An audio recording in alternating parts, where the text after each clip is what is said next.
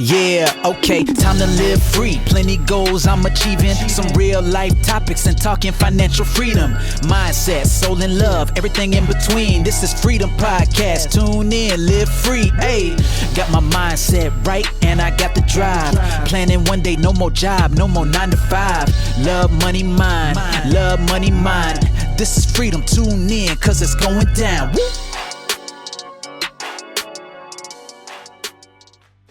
Hi, this is Anna and welcome to another episode of your Freedom Podcast. In this episode, I interview Maria Jordan. Maria is a midlife transformational coach and she helps women experiencing big life transitions who have lost sight of who they are. She guides them through their unique journey of lost to found to remember the woman they once were and discover the woman they are becoming. So they emerge feeling confident, empowered and with a strong sense of self. As a child, Maria was persistently bullied, and the result in low self-worth and a particular detrimental people-pleasing habit. In her 40s, she underwent what she now fondly refers to as the great unraveling. You're going to love this episode, and I can't wait to hear Maria.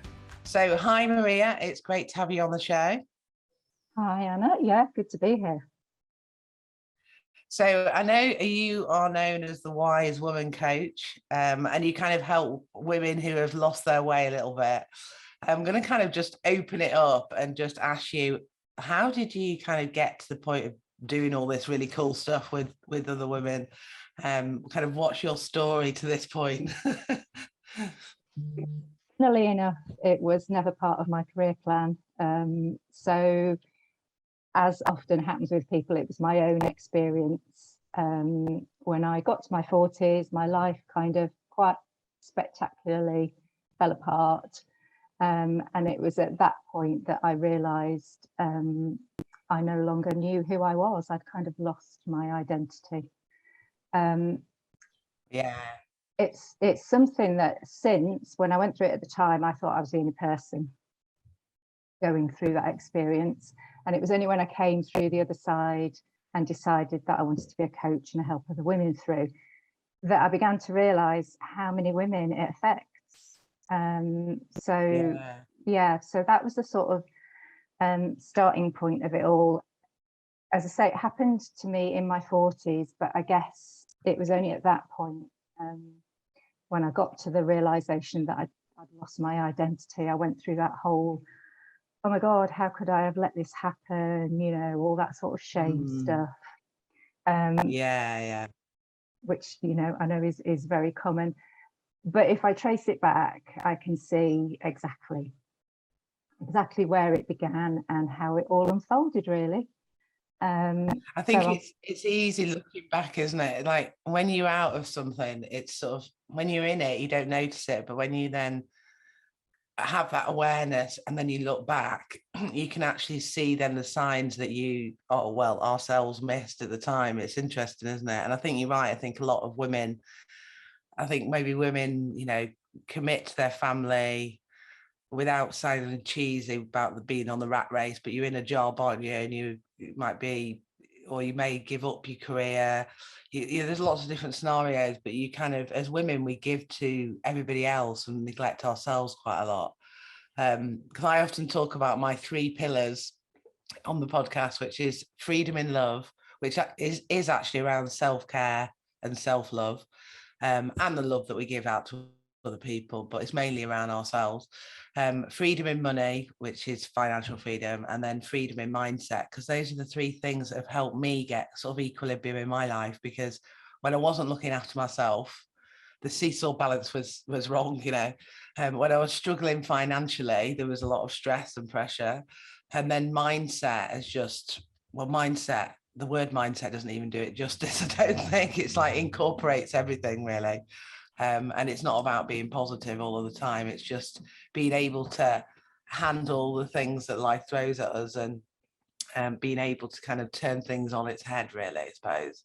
But I do think I've just in the online world that I'm in, I think there is a lot of women that go through that point of, maybe it is when their children grow up, or it might be something to do with their career move, but a lot of women do tend to feel like they've just like lost their way, don't they, around that sort of 40-45 age group. Yeah, It might be and 50, it's not necessarily 40, but around that sort of time. I think midlife's quite pivotal because there's a lot going on for a lot of women at that time in life. So, if you've got children, chances are they could be leaving home.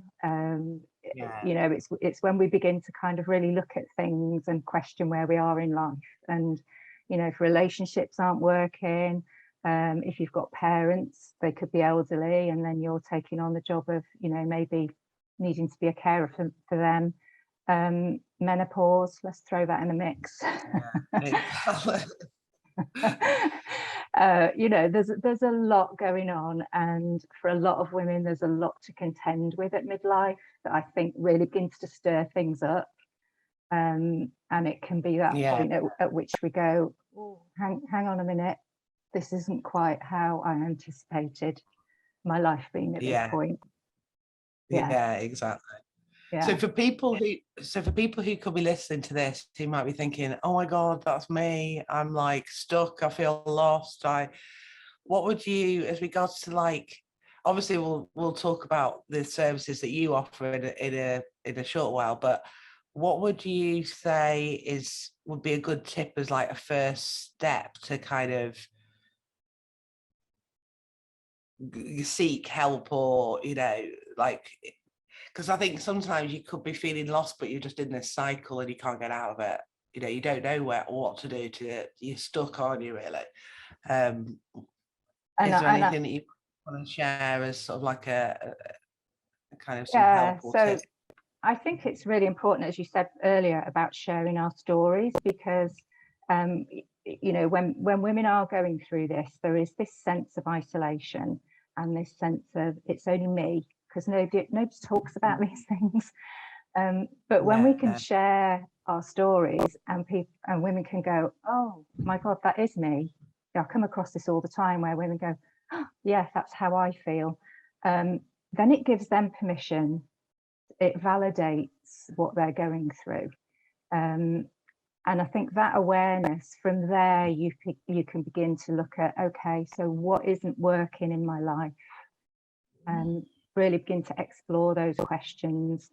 And for some women, they might be able to work through it on their own, but a lot of the time what happens is we look outside of ourselves for the answers. We try and fix it externally, which is what I do. It's that classic thing of, if I just change careers, get another job, or move house, or change relationship, all those sorts of things.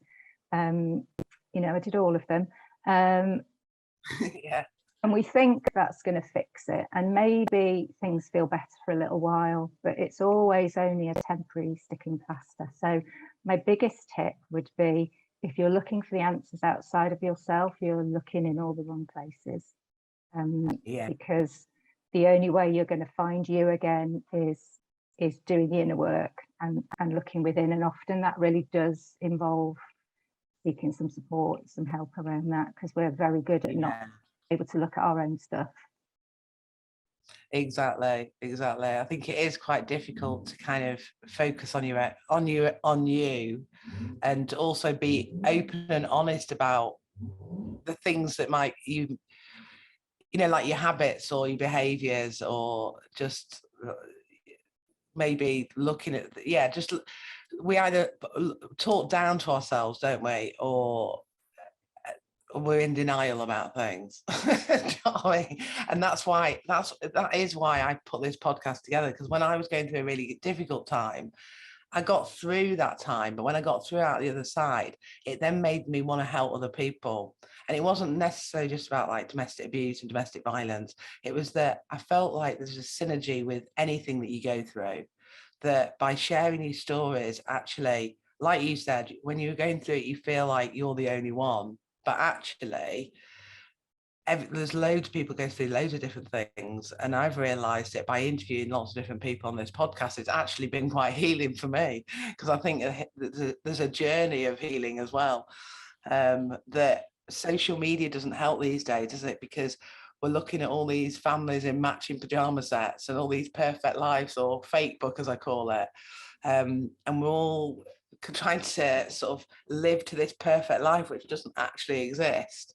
So I think when we share our stories, it just helps normalize ours, whatever normal is, because I don't believe there is a normal, but it does just really kind of support people and just empower people on our individual stories. Yeah, because now I can see that one of the reasons that I completely lost my identity was because I was a massive people pleaser. But I hadn't realised until I was in my 40s, believe it or not, I hadn't realised I was a people pleaser, and I hadn't realised how damaging that was for me. So I can really relate to that. I can really relate to that, because I think actually probably maybe a lot of women are, not all women obviously, but I was as well, and it's interesting how as well, like, also not now I don't really care what people think about me. I mean, obviously if I was getting like horrible messages being sent to me that someone was going to kill me or something, I'd be bothered about what people thought about me, as in what is going on with this loon. But generally people's opinions, because I'm sort of content in what I'm doing or within myself in my life, I don't need that external recognition as much as maybe I didn't realize it, but I think I did previously, and I was trying to please everybody. So I can really relate to what you say with that, because it can be really damaging. I do think a lot of women are like that because we're trying to help everybody in the family. I think a lot of women are like that, and I come across this with many women that I speak to, and I think we've been conditioned into it. I really do. So I think we're constantly bombarded by outside, messages from, it could be parents, caregivers, school, religion, media, constantly bombarded by media that, somehow we're not enough as we are. That, in order to fit in, we've got to look a certain way or behave a certain way. And over time, what happens is we internalize that as, oh, okay, I'm not okay as me. I need to show up in a difference.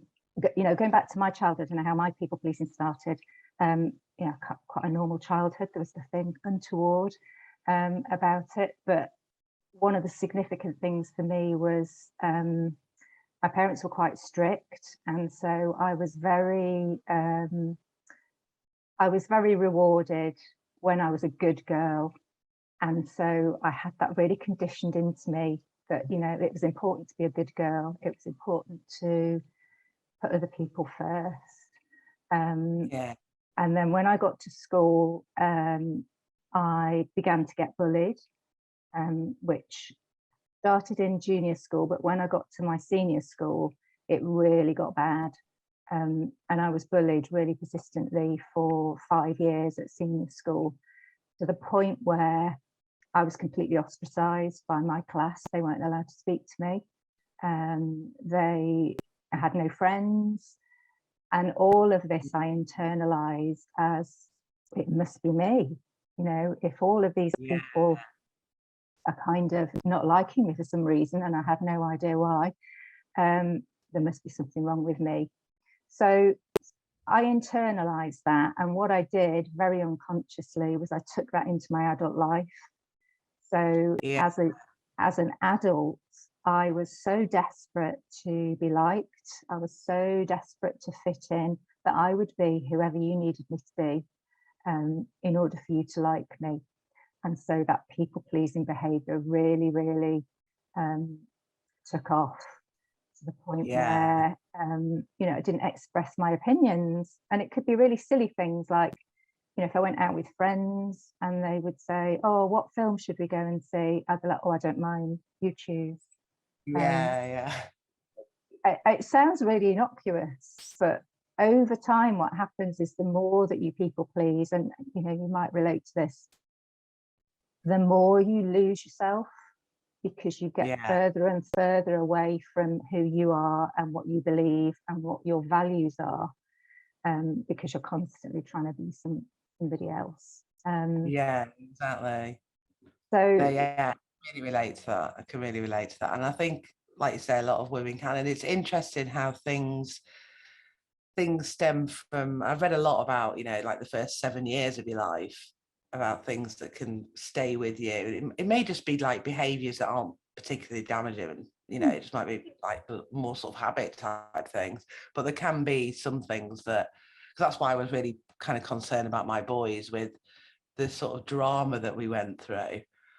And now not having the dad around, that I've always been sort of like trying to overcompensate, really, to help them now, so that basically I didn't want these like two delinquent teenagers. Do you know what I mean? And you're like trying to really overcompensate. But I realised there's only so much you can do, and you kind of got to just kind of be there for different things. You can't kind of take back things that have already happened, really. You've just got to be there for the, talk about feelings and things like that, and hope that you don't kind of keep it all inside you, I suppose, and just let it out a bit. But I definitely think, because I've been following Jess Cunningham and have trained to become a belief coder, a belief coding facilitator, and this is all about limiting beliefs. And that there's things that when you go through this process of this belief coding that can come out, like you said, like a time where you were bullied at school, or something that your parents said to you that you hold into sort of adult life. And I just think it's interesting how we keep these things that we don't even know that we keep them. Yeah. Sort of locked away, and then they impact other behaviors, don't they, in our lives. And it's only until we kind of maybe have those wake-up calls, or it might be a breakdown or something happens in our life where we then start to unravel it all. And I do think it's really, really interesting. And how we can sort of, then awareness can help. We can't fully heal from everything that we've been through, but awareness can help us put the answers to things, or the reasons why we do certain things, or why we've got limiting beliefs on different, there's lots of things where people say, I can't, a lot of women who say, I can't drive a long distance, and things like that. Or even just things like, I'm always late. I think we just always kind of condition ourselves into these things, whereas actually we can be who we want to be, really. It's up to us if we want to change them. So tell us about what you do within your sort of coaching for women, then, for anyone who's listening.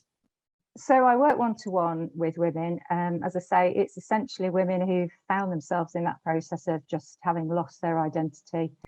And like you said, often it's there's some sort of catalyst for that happening, whether it is the relationship breakdown or menopause, or, it could be all sorts of different things. And I talked before about often what we do, and I did it myself, look outside for the answers, and you can spend years and years trying to find the answer outside of yourself. So what I do with women is really take them on this inner journey, because that's where the answers are. But as you've already mentioned, they can be really well hidden under lots of conditioning and programming and old beliefs that are all kind of buried right in there. So it's really starting off with, okay, where are you now? How did you get here? And then from there, really taking them through their own unique journey, so that they remember the woman that they used to be, but more importantly, they discover this woman that they're becoming. So it's almost like a rebirthing, I like to think of it as, because it can be really potent and a very powerful time of life. When we go through those challenges, I think they're an opportunity for a complete reset.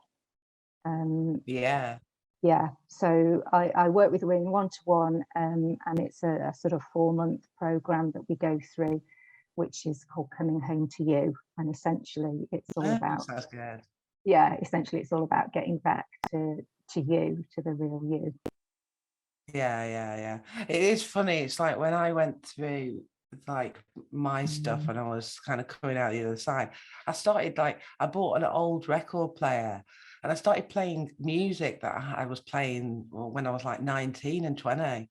So you saying about coming back to you, it's funny how we go through this whole journey, and it is like I was finding myself again before all of this stuff happened.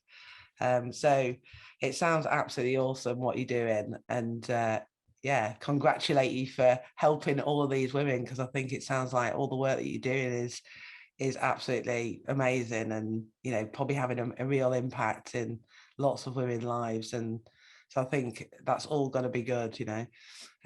So for anyone that's listening, that's, you know, inspired and feels like, wow, you know, I'm stuck, I'm kind of in this loop, because I think that's how I felt, like in this stuck loop. You know, what is the best way to reach out to you, Maria? Well, you could always drop me an email. I'm always happy to communicate with people. So my email's maria@thewisewomancoach.co.uk. My website is thewisewomancoach.co.uk, and you can find me on Facebook as well. So I've got a group called She Remembered Who She Was. Yeah, so those are the best. You've got some really good names, actually. I really like that. I love the Wise Women Coach, and I love the what was it, coming back to you, me? What was it, coming back to you? To you. Coming back to you. Yeah, and the group sounds catchy as well. So we'll for those of you that are listening on iTunes, you'll be able to see in the show notes every link that we've just mentioned, Maria's email, all the website and social media links we'll put in there. And if you're watching us on YouTube, hello, you'll be able to see everything in the comments section below this video as well. So we'll put all Maria's contact details in there, so it's just easy for you to find. So I always ask everybody this particular question on the podcast, and because it's called Your Freedom Podcast, what we do we've just celebrated the 2nd birthday, and what we do on the birthday episode is edit some of the answers to this question from different previous episodes. And it's just quite interesting listening to, because there's no right or wrong answer. It's just quite interesting listening to the answers to this question. And it's no big question. I'm building it up now. So the question is, because it's Your Freedom Podcast, what does freedom mean to you? Because I think it's an individual question, and it can mean different things to different people. So from your journey of life so far, Maria, what does freedom mean to you? Oh, freedom means being exactly who I am without wearing all the masks. Yeah. Yeah, love that. Because I do think it's a brilliant question, and I love asking people, and every answer I'm always like, I love that answer, I love that answer, because it is such a individual question, and it can mean different things to different people. And I think when you have gone through a bit of a journey, and sort of like a healing journey, that it kind of does mean it's usually about finding yourself, you know, a little bit. Whereas some people who I've interviewed who are maybe running online businesses, it tends to mean flexibility and time and freedom that way. So it's just always really interesting, the answers to that question. So thank you for answering that. Is there anything else before we wrap up? Is there anything else that you wanted to share that we may have missed, that you may think people listening who could be maybe a woman in their 40s that is, like you say, going through that wake-up call or is stuck? Is there anything else you wanted to share before we finish? It's one thing, actually. So, you know, when I was going through my adulthood, on the outside, everything looked fine, and I had everything that I'd, you know, wanted in life: the nice house, the marriage, children, career. But on the inside, it always felt that there was something missing, and I didn't know what it was, but it just constantly was there, this sense of something missing. And it was only when everything unraveled in my 40s and I began my healing journey that I realized that what was missing was me. So I think that could possibly resonate for a lot of women. If you're constantly searching for something and you don't know what it is you're searching for, ask yourself that question, because you might actually be searching for you. Yeah, exactly. Because you're so right. So many people have said to me that, like you say, they look at the external things. They'll be like, you know, I've got a decent job, I've got a good husband, I've got my 2.2 children, you know, I've got 2 children. and I've got a nice house, and look at all those material things, like, what is it? What, there must be something wrong with me. That's what they think. They think because you've got all of this sort of tick box society thing around you, but it may be, well, it is. It's about yourself, isn't it? And it's going through that journey of yourself to understand yourself a bit more, so you can be content and be, you know, find that true happiness, really.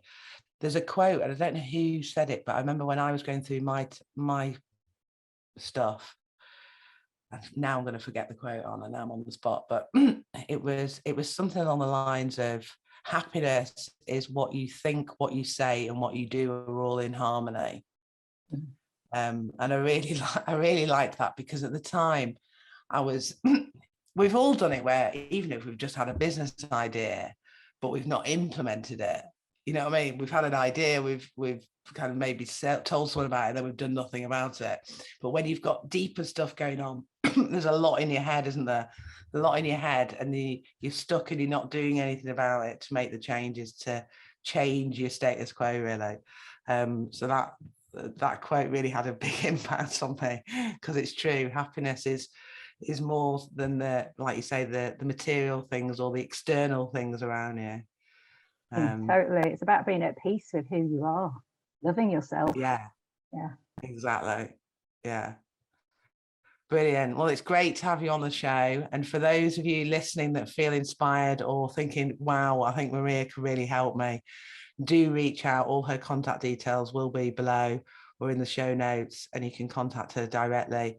And I'm sure, Maria, you know, if someone reached out to you that just wanted to kind of, yeah, sometimes you might be thinking, do I need this? Or you might be a bit confused about whether, yeah, because I think sometimes when we say reach out, I know I do it with like my Amazon e-commerce stuff, and I feel like sometimes people think there's a pressure to commit to, you know, like your 4-month coaching or whatever. Sometimes you can just actually reach out to find out if something is going to be for you or not, and it might then lead you on to the next thing. Totally. I'm just more than happy to chat with people, and I'm so not that person who's going to pressurize anybody into anything, because, you know, it's just about, as you say, finding out what's right for that person, and then it could be signposting them to what's relevant to them. So there is no pressure. Yeah. Brilliant. All right, great stuff. Well, thanks for having you on the show, and great to connect with you myself. Let's stay in touch. Thanks ever so much for sharing all your good stuff that you're doing. Oh, it's been really lovely to chat to you. Brilliant. Thanks, Maria. Thanks for listening to another episode of Your Freedom Podcast. And don't forget to subscribe on iTunes and subscribe on my YouTube channel. And if you want to get more freedom in your life, then come and join Your Freedom Project Facebook group, which the link is below in the comments section. And I am giving you a copy of my visualization manifesting book. So manifest more freedom in your life and live the life of your dreams. Hey, thank you for listening. Hope you had a blast. Here to elevate your life. It's the Freedom Podcast. Love, money, mind. Love, money, mind. Wanna see you all win. Wanna see you all shine. Just make sure that you subscribe. Bringing good vibes. Join the Facebook group. Now it's time to change your life. Hope you come back. Right now is the chance. This is an experience. It's the Freedom Podcast. Hey.